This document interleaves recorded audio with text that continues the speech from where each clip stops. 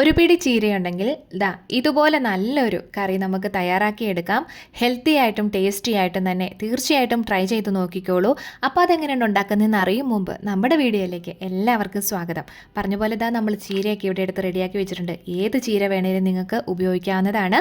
അപ്പോൾ നമുക്കിന്ന് കിട്ടിയിരിക്കുന്നത് പച്ചച്ചീരയാണ്. നമ്മൾ തോരന് ഒക്കെ എങ്ങനെയാണോ അരിഞ്ഞെടുക്കുന്നത് അതേ രീതിയിൽ തന്നെയാണ് ഇവിടെ റെഡിയാക്കി എടുത്തിരിക്കുന്നത്. ഇനിയിപ്പോൾ നമ്മൾ ചട്ടിയിലാണ് കറി തയ്യാറാക്കുന്നത്. അതിനായിട്ട് ചട്ടി ഇവിടെ എടുത്ത് വെച്ചിട്ടുണ്ട്. അതിലേക്ക് അരിഞ്ഞു വെച്ചിരിക്കുന്ന ചീരയെല്ലാം കൂടി ഇട്ട് കൊടുക്കുന്നുണ്ട്. കൂടത്തിൽ തന്നെ ഒരു കുഞ്ഞു സവോള പൊടിയായിട്ട് അരിഞ്ഞതാണ് ഇട്ട് കൊടുക്കുന്നത്. സവോളയോ കൊച്ചുള്ളിയോ എന്ത് വേണേലും നിങ്ങൾക്ക് ചേർത്ത് കൊടുക്കാവുന്നതാണ്. കൂടെ തന്നെ ഒരു 1/2 ടീസ്പൂൺ മഞ്ഞൾപ്പൊടിയും കൂടി ഇട്ട് കൊടുക്കുന്നുണ്ട്. ഒരു സ്വല്പം ഉപ്പും കൂടെ നമ്മൾ ചേർത്ത് കൊടുക്കുന്നുണ്ട്. ചീര ആയതുകൊണ്ട് തന്നെ ഒരുപാട് ഉപ്പ് ചേർത്ത് കൊടുക്കണ്ട, പിന്നീട് നമുക്ക് നോക്കിയിട്ട് ചേർത്ത് കൊടുത്താൽ മതിയാവും. ഒരു കുറച്ച് വെള്ളം കൂടി ഒഴിച്ചിട്ട് നമുക്കൊന്ന് ആവി കയറ്റാനായിട്ട് വെക്കാം. പിന്നെ ശ്രദ്ധിക്കുക, നമ്മൾ ചീര നമുക്ക് വേണമെന്നുണ്ടെങ്കിൽ എണ്ണ ഒഴിച്ച് അതിൽ വഴറ്റിയിട്ട് വേണേലും വെക്കാം. ഇതിപ്പോൾ നമ്മൾ ഒരുപാട് എണ്ണയായിട്ട് ഉപയോഗിച്ചിട്ടില്ല, അതുകൊണ്ടാണ് ഇങ്ങനെ ചെയ്തിരിക്കുന്നത് കേട്ടോ. അപ്പോൾ അതവിടെ നിന്ന് റെഡിയാകുന്ന സമയം കൊണ്ട് തന്നെ നമുക്കൊരു ചീൻചട്ടിയിലേക്ക് ഒരു സ്വല്പം വെളിച്ചെണ്ണ ചേർത്ത് കൊടുക്കുന്നുണ്ട്. എണ്ണയ്ക്ക് ഇത്തിരി കൂടുതലൊഴിച്ചോളൂ, കുഴപ്പമില്ല. അതിലേക്ക് തേങ്ങയാണ് ഇട്ട് കൊടുക്കുന്നത്. 1/4 കപ്പോളം തന്നെ തേങ്ങ എടുക്കുകയാണെന്നുണ്ടെങ്കിൽ നല്ലതാണ്. നമുക്കിപ്പോൾ അത്ര ഒന്നും എടുത്തിട്ടില്ല. കൂടാതെ ഒരു 3-4 കൊച്ചുള്ളി നടുകനെ കീറിയിട്ടും കൊണ്ട് നമ്മൾ ഇതിലേക്ക് ഇട്ട് കൊടുക്കുന്നുണ്ട്. ഒരു 1/4 ടീസ്പൂൺ ചെറിയ ജീരകം കൂടി ഇട്ട് കൊടുക്കുന്നുണ്ട്. ഇതെല്ലാം കൂടി ഇട്ടിട്ട് നന്നായിട്ടൊന്ന് തേങ്ങ വറുത്തെടുക്കണം. ലോ ടു മീഡിയം ഫ്ലെയിമിലിട്ടിട്ട് വേണം നമുക്കിത് ചെയ്തെടുക്കാനായിട്ട്. തേങ്ങ വറുക്കുമ്പോൾ എപ്പോഴും ഹൈ ഫ്ലെയിമിലിട്ടിട്ട് ചെയ്യാൻ പാടില്ല. നന്നായി കിട്ടണം എന്നില്ല, കരിഞ്ഞു പോകാനൊക്കെയുള്ള സാധ്യതയുണ്ട് കേട്ടോ. വീഡിയോ കണ്ടുകൊണ്ടിരിക്കുന്ന സമയത്ത് സബ്സ്ക്രൈബ് ചെയ്യാതെ കാണുന്നവരാണെന്നുണ്ടെങ്കിൽ കണ്ടൊന്ന് സബ്സ്ക്രൈബ് ചെയ്തേക്കണം. നോട്ടിഫിക്കേഷൻ ബട്ടൺ ഒന്ന് ഓൺ ചെയ്ത് വെക്കാനായിട്ട് മറക്കരുതേ. അപ്പോൾ നമ്മുടെ തേങ്ങയൊക്കെ ഏകദേശം നല്ല രീതിയിലൊന്നായി വരുന്നുണ്ട്.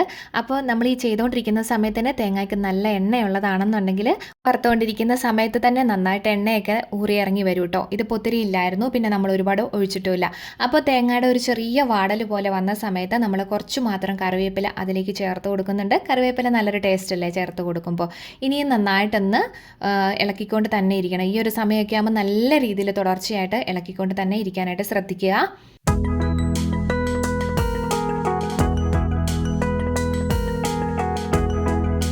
ഇപ്പോൾ നമ്മുടെ തേങ്ങയൊക്കെ ഏകദേശം ഒരു വറവിലേക്ക് എത്തിയിട്ടുണ്ട്. ആ സമയത്ത് നമുക്ക് പൊടികൾ ചേർത്ത് കൊടുക്കാം. മുളക് പൊടി, മല്ലിപ്പൊടിയാണ് ഇപ്പോൾ ചേർത്ത് കൊടുത്തിരിക്കുന്നത്. മുളക് പൊടി എരിവിനനുസരിച്ച് ചേർത്ത് കൊടുക്കാവുന്നതാണ്. അതുപോലെ മല്ലിപ്പൊടി ഒരു ടേബിൾ സ്പൂൺ കുറച്ചുകൂടെ നമ്മളിതിലേക്ക് ചേർത്ത് കൊടുക്കുന്നുണ്ട്. ഇനിയിപ്പോൾ കൊത്തമല്ലിയോ വറ്റൽമുളകോ ആണെന്നുണ്ടെങ്കിൽ തേങ്ങ വറക്കാനായിട്ട് ഇടുന്ന ആ ഒരു സമയത്ത് തന്നെ അതിലേക്ക് നമുക്ക് ചേർത്ത് കൊടുക്കാവുന്നതാണ്. മഞ്ഞൾപ്പൊടി ഇട്ടിട്ടാണ് നമ്മൾ വേവിക്കാനായിട്ട് വെച്ചിരിക്കുന്നത് ചീര, അതുകൊണ്ടാണ് ഇപ്പോൾ നമ്മൾ മഞ്ഞൾപ്പൊടി ചേർത്ത് കൊടുക്കാത്തത്. കൂടാതെ തന്നെ പച്ചമുളകും കൂടെ നമുക്ക് ചേർത്ത് കൊടുക്കാവുന്നതാണ്. ഞാനത് പറയാൻ വിട്ടുപോയിരുന്നു. ചീര വേവാൻ വെച്ചിരുന്ന സമയത്ത് പച്ചമുളക് അതിലേക്ക് അരിഞ്ഞിട്ട് കൊടുത്താൽ മതി. നമ്മൾ ഒരുപാട് എരിവ് ഇതിലേക്ക് ഉപയോഗിച്ചിട്ടില്ല. വേറൊന്നുമല്ല, കുട്ടികളൊക്കെ കഴിക്കുന്നതായതുകൊണ്ട് ഇതൊക്കെയാണ് ഒരു മാർഗ്ഗം, അതുകൊണ്ടാണ് കേട്ടോ.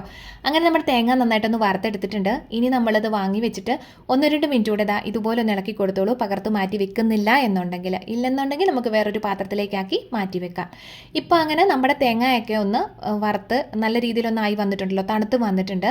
നമുക്കൊന്ന് അരച്ചെടുക്കണം. അരച്ചെടുക്കാനായിട്ട് ഞാനിപ്പോൾ അല്ലാതെ തന്നെ വെള്ളമൊന്നും ചേർക്കാതെ ഒന്ന് അരച്ചെടുക്കാമെന്ന് വിചാരിച്ചിട്ടായിരുന്നു. പക്ഷേ എണ്ണയുടെ കുറവുള്ളത് കൊണ്ട് തന്നെ നന്നായിട്ടൊന്നും അരിഞ്ഞു വരണമെന്നില്ല. കാരണം വെച്ചാൽ ചെറിയ ചെറിയ പൊടികൾ നന്നായിട്ട് അരിഞ്ഞു വന്നിരുന്നാലും ചെറിയ തരികൾ പോലെ ആയിരിക്കും കിടക്കുക. അതുകൊണ്ട് അതിലേക്ക് ഒരു സ്വല്പം വെള്ളം ചേർത്ത് കൊടുക്കുന്നുണ്ട്. വെള്ളം ചേർത്ത് കൊടുക്കുമ്പോൾ എന്താണെന്ന് വെച്ചിട്ടുണ്ടെങ്കിൽ ആ കറിക്ക് ഒരു സ്വാഭാവികമായിട്ടുള്ള ഒരു കളർ ഉണ്ടാവുമല്ലോ, ആ കളർ നമുക്ക് കിട്ടണം എന്നില്ല. അത്രമാത്രം തേങ്ങ ഈ ഒരു രീതിയിൽ അരച്ചെടുത്തിട്ടുണ്ട്. ഇനിയിപ്പോൾ നമ്മൾ ചീരയൊക്കെ ഒന്ന് ആവി കയറി റെഡിയായിട്ട് ഇരിപ്പുണ്ടായിരുന്നു കേട്ടോ. അപ്പോൾ നമ്മൾ ഒന്നുകൂടെ സ്റ്റൗ ഒന്ന് ഓൺ ചെയ്ത് കൊടുത്തിട്ടുണ്ട്. ഒരുപാട് അങ്ങ് ചീര വെന്ത് പോകണ്ട, അതിൻ്റെ അകത്തെ ഗുണങ്ങളെല്ലാം നഷ്ടപ്പെട്ടു പോകും. അതുകൊണ്ട് തന്നെ അപ്പോൾ ജസ്റ്റ് ഒന്ന് ഇളക്കിയിട്ട് അതിലേക്ക് നമ്മൾ അരച്ച് വെച്ചിരിക്കുന്ന അരപ്പ് ചേർത്ത് കൊടുക്കുന്നുണ്ട്. പിന്നെ എന്ന് വെച്ചിട്ടുണ്ടെങ്കിൽ കറി ഒരുപാട് അങ്ങ് ലൂസായിട്ട് പോകാൻ പാടില്ല, ഒരു ഭംഗി ഉണ്ടാവില്ല കാണാനായിട്ട്. അത്യാവശ്യം കുറുകിയിരിക്കുന്നത് തന്നെയാണ് നല്ലത്. അതുകൊണ്ട് തന്നെ മിക്സിയുടെ ജാറ് കഴുകിയിട്ട് ഒരു കുറച്ചുകൂടി വെള്ളം നമ്മൾ ഇതിലേക്ക് ചേർത്ത് കൊടുക്കുന്നുണ്ട്. എന്നിട്ട് നന്നായിട്ടൊന്ന് ഇളക്കി കൊടുക്കാവേ.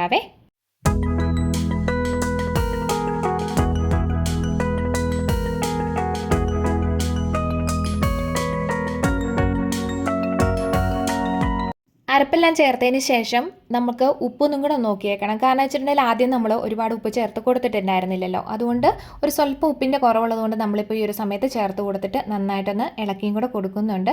ലോ ടു മീഡിയം ഫ്ലെയിമിലിട്ടിട്ട് തന്നെ ചെയ്തെടുത്തിരുന്നാലും മതിയാവും. ഈ ഒരു കുറുകിയിരിക്കുന്നതാണ് കറിയുടെ പാകം എന്ന് പറയുന്നത്. അങ്ങനെ നമ്മുടെ കറി നല്ല രീതിയിലൊന്ന് തിളച്ചെല്ലാം റെഡിയായിട്ട് വന്നിട്ടുണ്ട്. അപ്പോൾ കാണാൻ എന്ന് വെച്ചിട്ടുണ്ടെങ്കിൽ ഈ ഒരു പച്ചച്ചീര ആയതുകൊണ്ട് തന്നെയാണ് ഈ ഒരു കളറിലിരിക്കുന്നത്. ചിലർക്കൊക്കെ ഒരു ബുദ്ധിമുട്ടുണ്ടാവും എന്നറിയാം. അല്ലെന്നുണ്ടെങ്കിൽ കളറുള്ള ചീര, അതായത് ചുമന്ന ചീര എടുത്താലും മതിയാവും, എങ്കിലും കുഴപ്പമൊന്നുമില്ല കേട്ടോ. പക്ഷേ ഒരുപാട് ഗുണങ്ങളും നല്ല ടേസ്റ്റാണ് തേങ്ങ വറുത്തരച്ച് നമ്മളിങ്ങനെ കറി തയ്യാറാക്കുമ്പോൾ. റെഡിയായി വന്നിട്ടുണ്ട്. അങ്ങനെ നമുക്കിനി ഒരു കാര്യം ചെയ്യാം, ഒരു സ്വല്പം കടുകും കൂടെ പൊട്ടിച്ചതിലേക്ക് ചേർത്ത് കൊടുത്തേക്കാം. അതിനായിട്ട് വെളിച്ചെണ്ണ തന്നെയാണ് ഉപയോഗിച്ചിരിക്കുന്നത്. വെളിച്ചെണ്ണയിലേക്ക് കടുകിട്ട് കൊടുത്തിട്ട് കുറച്ച് ഉള്ളിയും വറ്റൽമുളകും കറിവേപ്പിലയും എല്ലാം കൂടെ ചേർത്ത് കൊടുത്ത് നന്നായിട്ടൊന്ന് മൂപ്പിച്ച് ചേർക്കുന്നുണ്ട് കേട്ടോ. അപ്പോൾ കടുക് പൊട്ടിക്കണമെന്നുണ്ടെങ്കിൽ ചേർത്ത് കൊടുത്തേച്ചാൽ മതി. എന്നാന്ന് വെച്ചിട്ടുണ്ടെങ്കിൽ തേങ്ങയൊക്കെ വറുത്തരയ്ക്കുന്നതുകൊണ്ട് പലരും ഇപ്പോൾ ഒരുപാട് എണ്ണ വളരെ കുറച്ച് മാത്രമേ ഉപയോഗിക്കുന്നുള്ളൂ. എന്തായാലും ആ കടുക് പൊട്ടിച്ച് ചേർക്കുമ്പം ആ ഒരു ടേസ്റ്റ് വേറെ തന്നെയാണ്. അങ്ങനെ നമ്മളതും കൂടെ ഒന്ന് ഒഴിച്ചു കൊടുത്തിട്ടുണ്ട്. ചോറിനും ചപ്പാത്തിക്ക് മാത്രമല്ല എന്തിൻ്റെ കൂടെ കഴിക്കുന്നതിനും ഈ ഒരു കറി അടിപൊളിയാണ്. കുട്ടികൾക്കൊക്കെ ഭയങ്കരമായിട്ട് ഇഷ്ടപ്പെടും തേങ്ങ വറുത്തരച്ച് നമ്മൾ ചേർക്കുന്നതുകൊണ്ട് തന്നെ. അപ്പോൾ തീർച്ചയായിട്ടും നിങ്ങളൊന്ന് ട്രൈ ചെയ്ത് നോക്കണം. ഇഷ്ടമായിട്ടുണ്ടെങ്കിൽ വീഡിയോ ലൈക്ക് ചെയ്യാനും ഷെയർ ചെയ്യാനും കമൻറ്റ് ചെയ്യാനും മറക്കരുതേ. അപ്പോൾ വീണ്ടും കാണും വരെ ടാറ്റാ.